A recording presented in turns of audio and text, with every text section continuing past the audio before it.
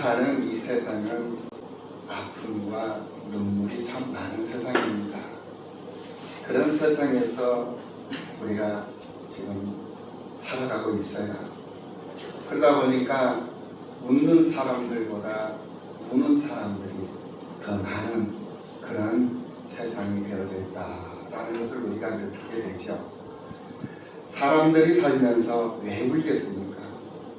여러 가지 이유가 있겠습니다만은 자신의 질병 때문에 우는 사람도 있고 또 돈 때문에 우는 사람도 있습니다.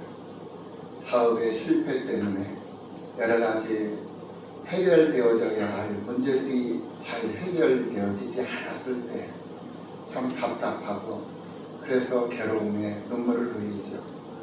부모 문제, 자식 문제, 남편 문제, 아내 문제 여러 가지 문제투성이 속에서 우리가 눈물을 감추지 못하는 삶을 살아가고 있는 것이 오늘 우리들이 살고 있는 현실이다라고 생각을 해볼 수가 있을 것입니다.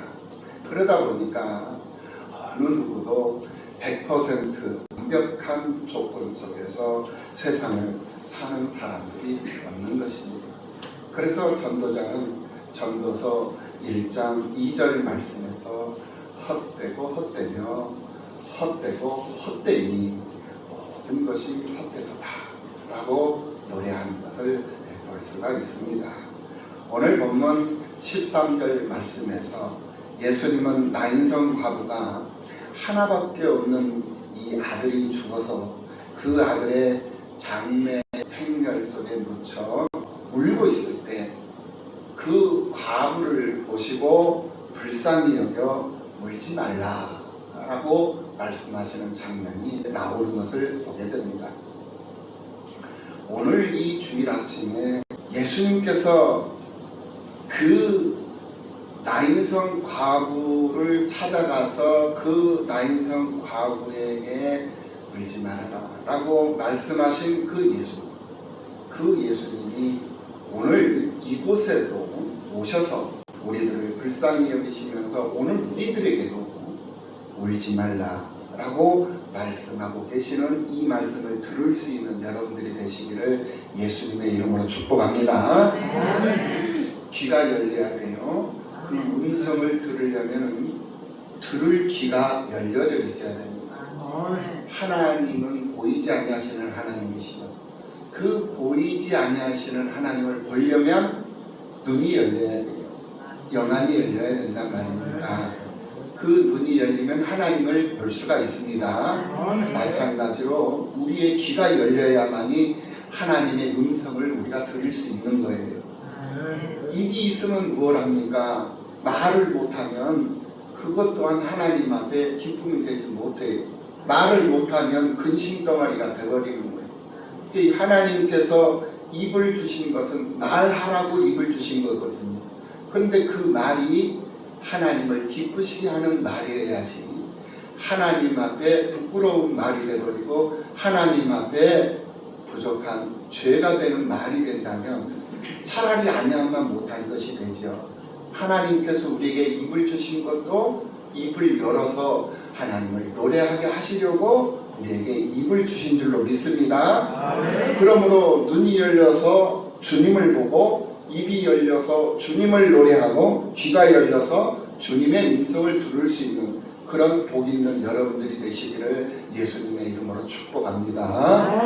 오늘 본문 누가복음 7장 12절 말씀을 보면은 성문에 가까이 이르실 때 사람들이 한 죽은 자를 메고 나오니 이는 한 어머니의 독자요 그의 어머니는 과부라. 그 성에 많은 사람도 그와 함께 나오거늘 이라고 말씀하고 있는 대목이 있습니다. 이것은 첫 번째로 오늘 우리들에게 죽음의 행렬을 보여주고 있는 장면입니다. 일반적으로 사람이 죽으면 3일장이라고 해서 3일 안에 장례를 치르는 것이 일반화되어져 있죠. 그러나 이 이스라엘 사람들은 사람이 죽으면 당일에 장례를 치렀다고 합니다. 그 이유가 뭐냐면은 그 지역의 기후 상황, 그러니까 시체를 보관하기가 어려운 그런 날씨, 그런 기후들 때문에 풍습이 그렇게 되어져 있었다고 합니다. 그런 이유 때문에 성문 근처에 모여있던 이 장례 행렬이 성곽에 있는 묘지를 향해서 가고 있을 때에 예수님의 일행은 이제 예루살렘 성문으로 들어가고 있는 그런 상황이었습니다. 그러니까 죽음의 행렬은 성 밖으로 나가고 있는 상황이었고 예수님의 행렬은 성 안으로 들어오고 있는 그런 상황이었어요. 그런 상황 속에서 예수님이 그 장례 행렬 속에서 눈물을 훔치며 소리 없이 슬픔에 잠겨있는 여인을 주목하게 된 거예요. 그 모습을 보고 그 여인을 불쌍히 여기신 예수님께서 울지 말라라고 위로를 하고 계시는 모습이 오늘 본문의 핵심인 것입니다. 그런데 이 이스라엘에서는 아무리 가난한 사람들일지라도 장례가 생기면은 그 장례 행렬에는 반드시 이 피리 부는 사람 두 사람을 고용을 하고 호곡을 하는 사람 한 사람을 고용하게 되어 있다는 것입니다. 그것이 그들의 풍습이었다고 합니다. 그런데 오늘 본문을 보니까 호곡하는 사람도 없고 또 피리 부는 사람도 없어요. 그저 과부라는 여인이 소리 없이 흐느끼면서 장례 행렬과 함께 가고 있다라는 거예요. 이 여인이 과부라고 말하는 것은 그 가정의 경제 생활이 얼마나 비참한 생활이었는가를 보여주는 대목이고, 이토록 비참한 여건 속에서 마지막 소망이었던 이 외아들마저 죽었다라는 것은 이 여인에게 얼마나 엄청난 상심에 빠져있는 그런 여인이었는가를 우리에게 낱낱이 보여주고 있는 그런 대목의 말씀이다 라고 우리가 생각을 해볼 수가 있습니다. 오늘 우리들의 삶과 우리 마음속에 이와 같은 죽음 행렬들이 얼마나 많습니까? 그러니까 이 여인의 모습을 보면서 오늘 우리들의 모습을 한번 보라는 거예요. 우리들이 세상을 살면서 불신앙의 행렬 속에서 세상을 살 때도 많고 또 불순종의 행렬 속에서 세상을 살아갈 때가 너무나도 많습니다. 그러다 보니까 나도 모르는 사이에 근심, 걱정에 빠져있고 실망과 좌절에 빠져 있을 때가 많이 있어요. 불신앙의 행렬, 불순종의 행렬, 이런 행렬들이 바로 죽음의 행렬이다라는 것을 오늘 우리들이 이 본문을 통해서 생각해 볼 수 있는 부분이다라는 것. 그런데 이런 행렬 가운데서 우리가 살아가고 있는 이 모습을 즐거워하고 기뻐하는 세력이 있어요. 그 모습을 우리들의 그 죽음의 행렬 속에서 눈물 흘리며 죽어가고 있는 그 모습을 보면서 신나고 기뻐하는 세력이 있는데 그 세력이 어떤 세력이냐? 바로 악귀, 악마들의 세력이요. 바로 사탄 마귀들의 세력이다라는 거예요. 이 사탄 마귀들의 즐거움과 사탄 마귀들의 행복은 오늘 우리들이 죽음의 행렬 속에 눈물을 흘리고 있는 그 모습이다라는 거예요. 그런데 우리는 사탄의 즐거움이 되어서는 안 되잖아요. 우리는 하나님의 기쁨이요 하나님의 즐거움으로 세상을 살아야 할 하나님의 백성들이요 하나님의 사람들이지 않습니까? 이것을 우리가 놓쳐서는 안 된다라는 거예요. 그런데 세상을 살면서 우리는 늘 그 주님을 잊어버려요. 하나님을 기쁘시게 하며 하나님의 기쁨으로 살아야 하는 내 자신을, 내 정체성을 잊어버리고 마귀의 기쁨이 되고 마귀의 즐거움이 돼서 세상을 살아버리는 그러한 우리들의 이 모습이다라는 것이죠. 오늘 이 본문 누가복음 이 7장 이 12절의 이 말씀을 보면서 오늘 우리들의 모습을 스스로 발견해낼 수 있는 우리들이 되어야 할 줄로 믿습니다. 사탄이 우리가 세상을 살아갈 때 그 모습을 보면서 즐거워하는 이유가 뭐냐? 그 이유는 이 사탄은 바로 영물이기 때문에, 악한 영물이기 때문에 그런 거예요.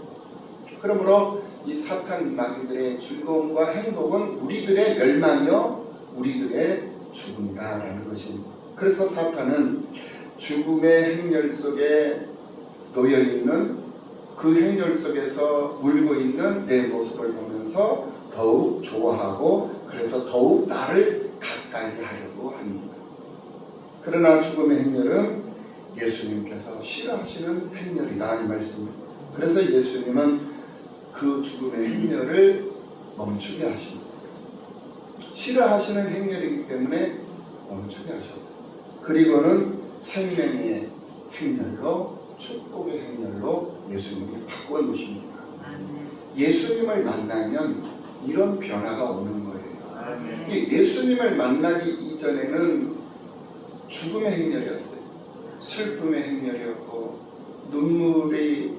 눈물밖에 없는 그런 행렬이었어요. 그런데 예수님을 만나니까 생명의 행렬로 바뀌어지고 축복의 행렬로 바꿔지더라는 거예요. 그래서 오늘 우리는 두 번째로 생명의 행렬을 보여주고 계시는 이 예수님의 모습을 볼 수가 있습니다. 그 모습이 바로 오늘 14절의 말씀입니다. 가까이 오사 그 관에 손을 대시니 맨 자들이 서는지라 예수께서 이르시되 청년아 내가 내게 말하노니 일어나라 하시네 라고 말씀하고 계시는 것을 볼 수가 있습니다. 죽은 자의 관에다가 손이 닿으면 그것이 부정한 것으로 간주되었던 것이 율법입니다. 그러니까 율법대로 하면 율법을 범한 것이 되는 거예요. 왜냐? 죽음은 곧 죄의 결과로 여겨졌기 때문에 그랬던 거예요. 그런데 예수님께서는 사랑의 법으로 율법으로 하시지 아니하시고 은혜의 법으로 사랑의 법으로 율법을 완성시키고 계시는 것을 볼 수가 있어요. 그러니까 은혜는 허다한 죄를 덮을 수가 있는 거예요. 부족한 것도 채울 수 있는 것이고 이해할 수가 있는 거거든요. 이게 사랑이고 이게 은혜인 거예요. 그런데 법은 제거를 시켜버렸죠. 제거를 없애버린단 말입니다. 모든 것을 다 없애버려요. 그러면은 결국은 남는 것이 없어져 버리죠. 그래서 우리가 사랑으로 품고 은혜로 품어야 하는 이유가 바로 여기에 있는 것입니다. 우리 주님께서 은혜의 법으로 죽은 행렬을 생명의 행렬로 바꿔주시기 때문에 그렇다는 거예요. 그래서 예수님께서 관에 손을 대셨다라는 것은 과거의 슬픔을 자신의 슬픔으로 여기시고 과거를 불쌍히 여기시는 예수님의 사랑을 율법으로 제한할 수 없다라는 것을 분명하게 우리에게 보여주고 있는 것을 볼 수가 있습니다. 그리고는 예수님이 죽어있는 죽은 이 청년, 관 속에 갇혀있는 이 청년에게 마치 주님의 말씀을 듣고 순종할 수 있는 것처럼 청년아 내가 내게 말하노니 일어나라 라고 말씀을 하시는 것을 볼 수가 있습니다. 예수님은 하나님께로부터 받은 자신의 권세를 직접 사용하시면서 일어나라 라고 명령을 하시고 계시는 것을 볼 수가 있습니다. 예수님께서 지옥의 권세, 어둠의 권세, 죽음의 권세를 물리치시고 살리는 은혜, 생명의 은혜를 지금 베풀고 계신다라는 거예요. 그렇습니다. 예수님이 계시는 곳은 그것이 어느 곳이든 성문 밖이든 성문 아니든 교회 아니든 교회 밖이든 어느 곳이든지 예수님이 계시는 곳이라면 생명의 역사가 일어나고 영생의 역사가 일어난다는 사실을 믿으시기를 예수님의 이름으로 축원합니다. 그러므로 우리는 생명의 주인 되시는 예수님을 믿고 생명의 행렬에 참여하기만 하면 되는 거예요.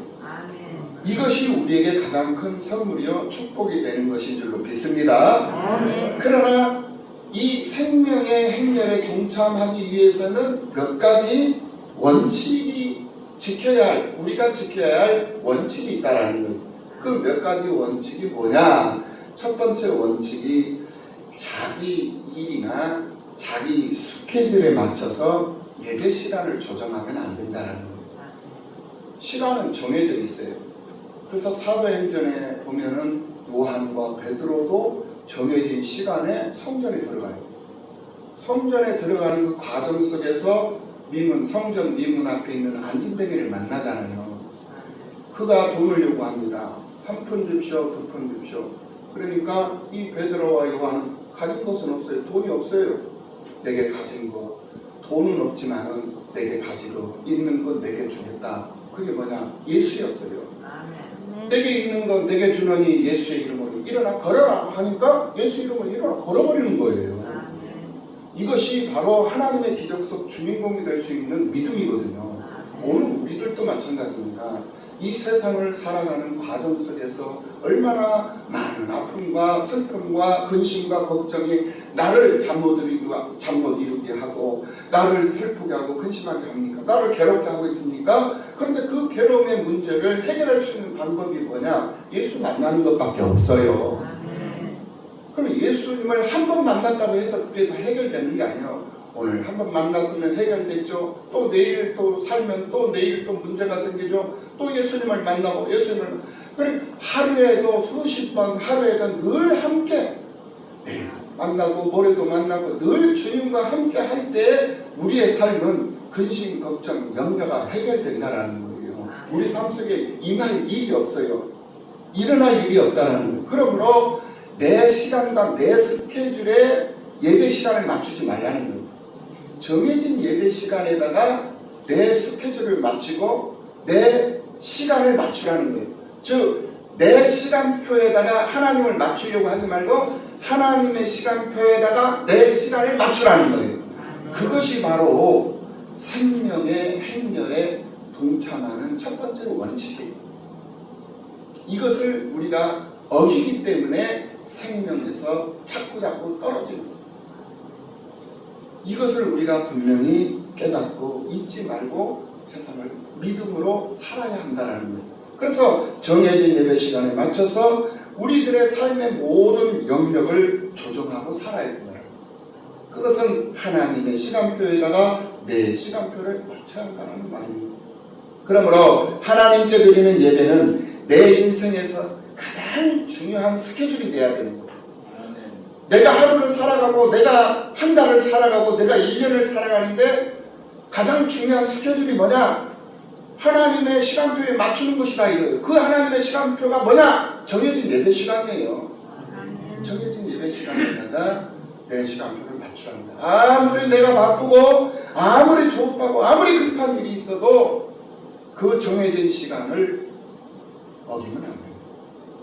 그래서 시간 약속을 잘 지키는 사람이 신사적인 사람이고 성공할 수 있는 사람이고 그렇잖아요. 하나님과 관계 속에서도 마찬가지다라는 거예요. 그것은 바로 하나님께서 우리를 구별하시는데 무엇으로 우리를 하나님이 구별하시느냐? 바로 예배예요. 하나님은 예배로 우리를 구별하셔요. 믿습니까? 그러므로 우리에게 있어서 생명과 같은 것은 바로 예배라는 거예요. 그러니 이 코로나19가 창궐을 하고 우리의 삶을 위협하고 경제를 위협하고 우리를 힘들게 하고 2년이라는 세월을 마스크로 우리 삶을 덮어버렸잖아요. 그러나 그 상황 속에 우리가 삶을 살아가고 있다 할지라도 예배만큼은 멈출 수 없는 거예요. 그래서 예배를 드리는 거예요. 예배는 바로 말씀과 기도와 찬송과 예물과 교제, 이게 바로 예배예요. 말씀과 찬송만 가지고는 온전한 예배를 드릴 수가 없어요. 그래서 쪽예배밖에 안 되는 거예요. 쪽예배. 그래서 잠깐 쪽예배 드리는 것은 가능하죠. 그런데 그것이 계속 지속이 되어버리면 그거를 예배로 생명으로 과연 연장시킬 수 있는 능력이 힘이 있느냐? 없어요. 반드시 예배는 하나님의 말씀이 풍성하게 임해야 되고 그 말씀을 기준으로 한 기도가 하나님 앞에 드려져야 되고 그 말씀을 기초로 한 찬양이 드려져야 되고 그 말씀을 기초로 한 예물이 드려지고 자기의 재능이 드려지고 자기에게 주어진 은사가 드려지고 그리고 자기의 모든 삶이 드려지면서 그 속에서 얻어진 것을 서로 나누는 교제가 있어야만이 예배가 완성이 되는 것이다 이거예요. 그래서 우리는 온전한 예배를 드릴 때 우리의 삶이 구별되는 거예요. 하나님 앞에 구별된 자들로서의 본분을 다하는 모습이 이만큼 중요한 것이다라는 거예요. 그래서 예배는 생명이다. 예배는 우리의 삶이다. 이거를 말씀을 하는 거예요. 두 번째로 여러 가지 행사나 사업에 정신 빼앗기지 말고 하나님 말씀, 성경 말씀 읽고 그 말씀을 경청하는 일에 사모함이 있어야 된다라는 거예요. 하나님의 말씀을 사모하는 마음, 하나님의 말씀을 경청하고 그래서 그것을 하나님의 말씀을 보면서 확인을 하고 정말 그런가 그렇지 아니한가 분별을 하면서 그것이 느껴지고 그것이 확인이 되어지거들랑 삶 속에 그것을 적용하면서 그 삶이 그 말씀이 내 삶이 되고 그 말씀이 내 인생이 될 수 있도록 기도하면서 나를 쳐서 복종시키면서 나를 성화시키는 일에 쓰임을 받으면서 그렇게 살아가는 거예요. 그것이 바로 하나님이 기뻐하시는 일이요 생명의 행렬 가운데 동참하는 방법의 두 번째였다라는 거예요. 세 번째가 있습니다. 하루의 일정표를 작성하고 엄격하게 그 일정을 지키라는 거예요. 하나님께서 내게 주신 시간을 헛되이 낭비하지 말라는 거예요. 내게 주신 시간을 낭비하는 것은 우리가 돈만 낭비하는 것이 낭비가 아니에요. 시간도 낭비하고 세월도 낭비하고 이거 하나님 앞에 이것 또한 죄, 범죄하는 거다라는 거예요. 그러므로 하나님이 주신 이 시간은 금보다도 귀한 것이라고 해서 돈보다도 더 귀한 거예요. 이 시간을 하루하루의 이 정해진 이 스케줄을 하나님 시간표에 맞춰서 엄격하게 그 시간을 지키면서 살아가는 것. 그리고 네 번째로 자신의 생활의 원칙을 세우라. 돼지 같은 짐승도 잘 살펴보면은 그 돼지도 나름대로의 원칙이 있다고 합니다. 그런데 사람이 제멋대로 산다라는 거, 그거 있을 수 없는 거죠. 네. 돼지보다도 더 못한 인생이라면 그 인생을 가리켜서 어찌 하나님 앞에 성공적인 인생이라고 말할 수 있겠네요. 돼지보다는 그래도 봐야죠. 즉 짐승보다는 봐야 된다는 거예요. 다섯 번째로 깊은 영적인 체험을 위해서 더 깊고 더 깊은 그런 기도의 세계로 들어가야 한다는 거예요. 그러니까 그냥 간단명료한 그런 기도도 기도지만은 기도는 깊게 들어갈수록 하나님과의 이 접촉하는 부분이 더 넓어져요. 시야가 넓어지고 깊이가 더 깊어져요. 그래서 기도하는 시간이 많으면 많을수록 하나님과의 관계를 더 확실하게 확고하게 더 감각 있게 느낄 수가 있다는 거예요. 그래서 깊이 들어가는 거예요. 깊이.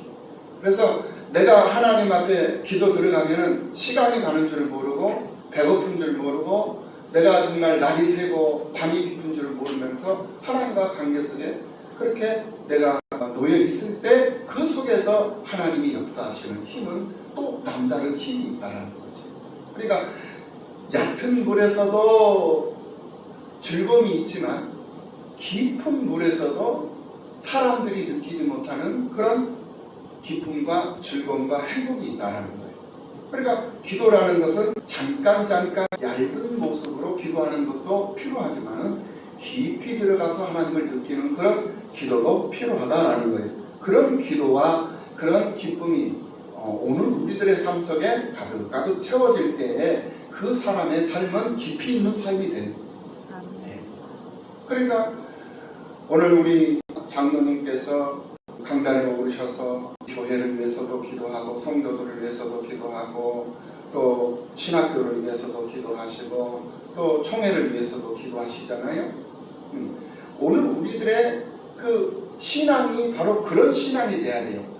폭이 좁은 신앙은 나밖에 몰라요. 내 가정, 내 사업. 그리고 조금 넓으면 이제 내 교회. 거기서 조금 넓으면 이제 목사님까지는 들어가. 내 교회, 우리 목사님, 우리 교회. 그런데 그 이상은 안 넓어지는 거예요. 그만큼 폭이 좁아져 있다는 거예요. 그런데 그 폭을 좀 더 넓게 보면 우리 담임 목사님이 이 지역사회를 위해서 얼마나 많은 수고와 헌신을 하고 계시며 쓰임을 받고 계시고 또 이 시대의 한 목회자를 세우기 위해서 얼마나 많은 수고와 헌신을 하고 계시고 또 세워져 있는 목사님들을 섬기면서 그 목사님들을 리드해가고 이끌어가는 그런 하나님이 기뻐하시는 그런 목회자들로 그들을 이끌어가고 그들을 섬기고 있는 그 모습이 얼마나, 그 모습을 얼마나 많이 쓰임을 갖고 있는가를 여러분들이 조금만 더 넓히면 그게 보인단 말이에요. 그러면 그 일에 여러분들도 참여하는 거예요. 그래서 시야를 조금 더 넓히고 마음을 조금만 넓히고 생각의 폭을 조금만 넓히면은 그 속에서 참여하고자 하는 일들은 수없이 많습니다. 연말이 되어가지고 저 아프리카에 있는 그 원주민들 배고프고 굶주리고 그런 사람들한테 선교헌금 보내는 거, 그들도 이웃이니까 당연히 보내고 참여하면 좋죠. 그런데 지금 현재 내게 붙여져 있고 내게 지금 현재 주어져 있는 그 속에서 굶주리고 그 속에서 허덕이고 도움이 필요한 사람들이 더 많아요. 그 사람들을 볼 수 있는 그런 폭이 여러분들에게 있어야 되겠다라는 거예요. 연말이 이제 다가오고 이제 추수감사절이 다가오고 이제 11월 달이면 결산을 해야 할 그런 시기가 다가오고 있습니다. 우리가 무엇을 해야 될까? 정말 한 해를 살아오면서 무엇 때문에 내가 이렇게 고생을 하고 힘을 쓰며 애쓰며 돈을 벌었고 직장생활을 하며 사업을 하고 있는가? 하나님의 영광 가운데 참여하고 하나님이 기뻐하시는 일에 쓰임받기 위해서 열심히 사업을 하고 열심히 돈을 버는 것이고 열심히 건강관리하는 것이고 그런 것 아니겠습니까? 맞지요? 그렇다면 내가 해야 할 일이 무엇이냐 이거예요. 지금 목사님이 그런 여러 가지 일들을 하고 있다면 우리 목사님은 뭐 부족한 것이 없는가? 그럼 목사님한테 목사님 제가 해야 할 역할이 뭐가 있습니까? 라고 말 한마디 해준다면 그 말이 목사님에게는 가장 큰 힘이 되고 용기가 되는 거예요. 예. 목사님 뭐 필요한 거 없습니까? 필요한 거 있으면 내가 목사님 선교하겠습니다. 목사님이 일하는데 내가 동참하겠습니다. 참여하겠습니다. 목사님 학교 운영하시는데 어려움은 없습니까? 학생들이 많으면 좋은데 학생들이 그렇게 많지는 않은데 목사님 어려움이 많으실 때는 신학생들 얼마나 가난하고 얼마나 배고픈 사람들입니까? 그런데 그들이 학교에 와서 공부를 하고 그들을 가르치는 목사님은 더 얼마나 더 힘이 들고 어려울까? 돈이 없으면 모든 일들이 못해요. 재정적인 어려움이 있을 텐데 그런 어려움은 없으신지 한번 살펴보고 돌아보고, 그래서 신학교 운영하는데 학생들 가르치는데 교재비라도 쓰십시오 하고 선교운동 해주고, 네. 목사님이 지금 현재 복지센터를 운영을 하고 있어요. 제가 복지를 하고 있어요. 어르신들이 계시잖아요. 그럼 그 어르신들에게 필요한 것이 뭐가 있습니까? 양말 한 켤레라도 이렇게 우리 교회 이름으로 이렇게 섬기고 싶습니다 해서 양말 한 켤레라도 사서 드릴 수 있는 그런 선교, 구제비 이런 것도 필요한 거예요. 우리 교회에 기관도 있고 우리 교회에 찬양대도 있고 남전대도 있고 여전대도 있고 다 그렇게 하는 것 아니겠습니까? 그런데 그런 것이 없으면은 이거는 하나님 앞에 의미 없는 그런 한 해를 보내버리는 거예요. 낭비한 거예요. 이게 하나님 앞에 부끄러운 것이고 이것이 하나님 앞에는 게으른 것이고 찬양받을 일이라는 것을 우리가 알아야 된다는 거예요. 그러므로 우리는 조금 더 시야를 넓히고 안목의 폭을 넓히고 생각의 폭을 넓히면은 내 주변에 있는 내게 가장 가깝게 있는 그분들에게 도움이 될 수 있고 그분들에게 힘이 될 수 있다는 것을 알아요. 그래서 참여하라는 거예요. 내게 붙여진 교회, 내게 붙여진 이 교회에서 목사님이 어떤 일을 하고 있고 또 장로님이 어떤 일을 하고 있고 권사님이 어떤 일을 하고 있고 얼마든지 우리가 파악을 하려면 얼마든지 파악할 수 있는 부분이잖아요. 그러면 사랑하는 마음을 가지고 동참하고 힘이 되어주고 참여하고, 그것이 가장 큰 기쁨이고 그것이 구제에 힘쓰는 것이고 참여하는 것이고 선교에 힘쓰는 것이고 참여하는 거예요. 순종하며 충성된 삶을 살아야 할 줄로 믿습니다. 그러므로 하나님의 뜻에 늘 집중하고 늘 하나님의 뜻이 무엇인가를 늘 살펴보면서 늘 헤아리면서 방법이 어떤 방법이냐? 기도예요. 하나님의 말씀을 사모하고 그 말씀을 경청하면서 그 말씀대로 내가 살아야 되겠다는 결심과 결단을 하는 그 모습을 바로 기도하는 모습이다라는 거예요. 그리할 때에 하나님이 기뻐하신다는 사실을 믿으시기를 예수님의 이름으로 축원합니다. 우리는 생명의 행렬 속에서 천국을 향해 끊임없이 성장해가는 그런 순례자들이라는 사실을 잊지 않고 사는 그런 나그네들이 되어야 하는 것입니다. 우리는 천국을 향해서 지금 삶을 살아가고 있는 나그네들이다 라고 베드로전서, 베드로후서를 통해서 우리가 분명히 공부를 했지 않습니까? 우리는 우리의 진정한 모습, 우리의 정체성, 이것을 우리는 잊지 않고 세상을 사는 그런 거룩한 성도들로 부족함이 없어야 될 줄로 믿습니다. 마지막으로 세 번째로 우리에게 지금 축복의 행렬을 보여주고 있는 그런 주님의 모습을 볼 수가 있습니다. 오늘 본문 15절에서 16절의 말씀입니다. 죽었던 자가 일어나 앉고 말도 하거늘 예수께서 그를 어머니에게 주시니 모든 사람이 두려워하며 하나님께 영광을 돌려 이르되 큰 선지자가 우리 가운데 일어나셨다 하고 또 하나님께서 자기 백성을 돌보셨다 하더라 라고 말씀하고 있는 것을 보게 됩니다.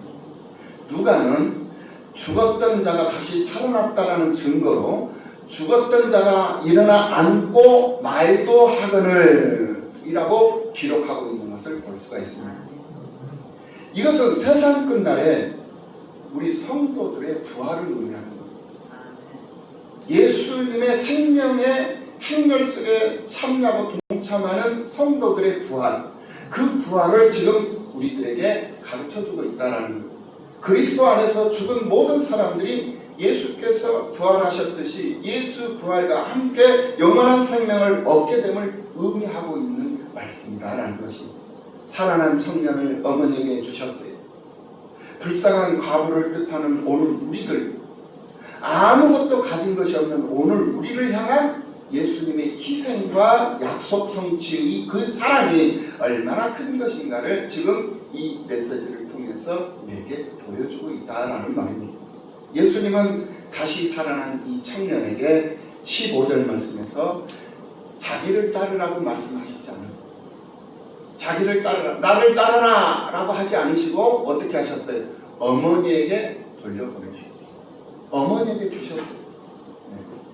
자기가 갖지 아니하시고 어머니에게 주셨다라는 거예요.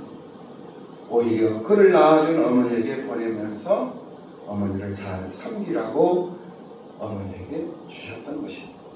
이제 이 과부는 더 이상의 슬픔과 피해는 없어졌고 아들을 다시 찾은 기쁨과 자비로우신 이 예수님을 만난 축복과 생명으로 풍성한 삶을 살게 되었던 거예요. 예수님을 만나니 이렇게 삶의 변화가 오더라는 것입니다. 아멘. 예수님을 만난 여러분들의 삶 속에도 이런 축복의 변화가 임하실 줄로 믿습니다. 아멘. 그래서 이 과부는 이제 예수님을 따랐고 모든 사람들과 함께 하나님께 영광을 돌릴 수 있었던 거예요. 한치 앞을 예측할 수 없는 그런 세상을 살면서 예수를 믿고 하나님께 영광을 돌리는 그런 생활은 이 땅 위에서 주어지는 우리의 최고의 축복이요. 그 어떤 것과도 그 무엇과도 비교할 수 없는 그런 영원한 행복이 되는 거예요. 세상은 꿈꾸는 자의 것이라고 그랬습니다. 꿈이 없는 사람은 사는 힘이 없어요. 그래서 그 꿈은 세상 사람들이 꾸는 그런 꿈이 아니라 성경에서 말하는 꿈이어야 됩니다. 그래서 자신의 한계를 넘어서도 닫혀있는 그런 세상을 열 수 있는 믿음이어야 한다는 것. 그러므로 나 자신이 하나님의 역사 속에서 주인공이 되는 그런 시대가 열리는 역사가 있기를 예수님의 이름으로 축복합니다. 아멘. 내 영혼이 힘을 쉴 수 있는 영적인 내 집, 주님의 몸된 내 교회를 세우고 저주의 행렬에서 벗어나서 생명의 행렬, 축복의 행렬 속으로 들어와서 하나님께 영광을 돌리는 그런 성도들의 삶이 바로 여러분들의 삶이 되시기를 예수님의 이름으로 축원합니다. 아멘. 기도하십니다.